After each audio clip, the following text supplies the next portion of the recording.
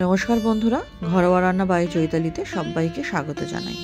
সবাই কেমন আছেন? আশা করছি ভালো আছেন। আজকে বানাবো ওল কচু আলুর দম। সবার আগে একটাই অনুরোধ করব, একটা লাইক দিয়ে ভিডিওটি দেখা শুরু করবেন এবং আমার ভিডিওগুলো তো খুব একটা বড় হয় না, তাই কেটে কেটে না দেখে সম্পূর্ণ দেখার অনুরোধ রইল। রেসিপিতে ফেরা যাক। প্রথমে আমি ওল কচু এবং আলুটা ডুমো ডুমো করে কেটে নিয়েছিলাম, ভালো মতো নুন হলুদি ভেজে নিলাম। তারপরে একটা পাত্রে তুলে কড়াইতে যে তেল ছিল তার মধ্যে গোটা গরম মশলা, তেজপাতা ফোড়ন দিয়ে কয়েক সেকেন্ড নেড়ে একটা মশলা দেবো।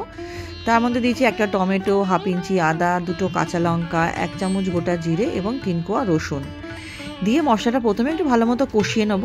তারপর দেবো স্বাদ অনুযায়ী নুন, হলুদ, সামান্য চিনি এবং কাশ্মীরি লঙ্কার গুঁড়ো দিয়ে ভালো মতো আমাকে মিশিয়ে নিতে হবে যাতে মশলাটা পুড়ে না যায়। তার মধ্যে দেবো সামান্য জল দিয়ে খুব ভালো মতো কষিয়ে নিতে হবে যতক্ষণ না মশলার কাঁচা গন্ধ চলে যাচ্ছে এবং মশলা থেকে তেল ছাড়তে শুরু করছে।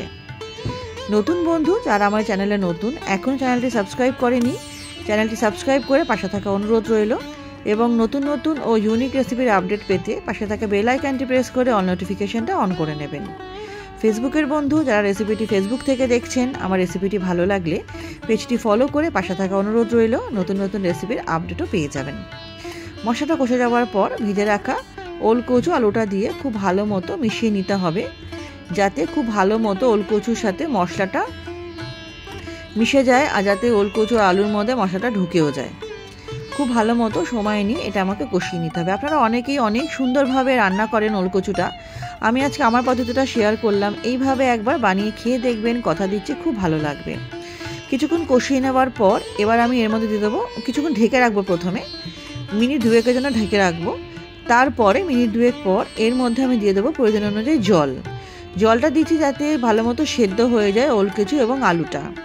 জলটা দিয়ে কিছুক্ষণ নাড়াচাড়া করে আমি আবারও মিনিট 5-এর জন্য ঢেকে রাখবো যাতে খুব ভালো মতো এটা সেদ্ধ হয়ে যায়। দেখুন ঠিক এইভাবে জলটা দিয়ে একটু নাড়াচাড়া করে নিয়ে আমি ঢেকে দেবো।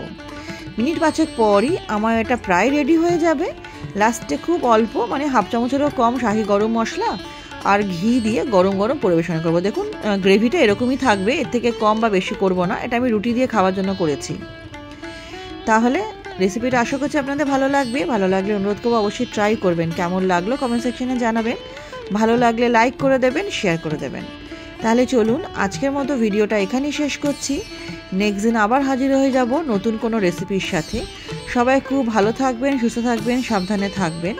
আর কেমন লাগলো অবশ্যই কমেন্ট করে জানাতে কিন্তু ভুলবেন না। আপনাদের কমেন্টে রান্না করার উৎসাহটা অনেক বেশি বেড়ে যায়। তাহলে চলুন আজকের মতো আসছি। নমস্কার।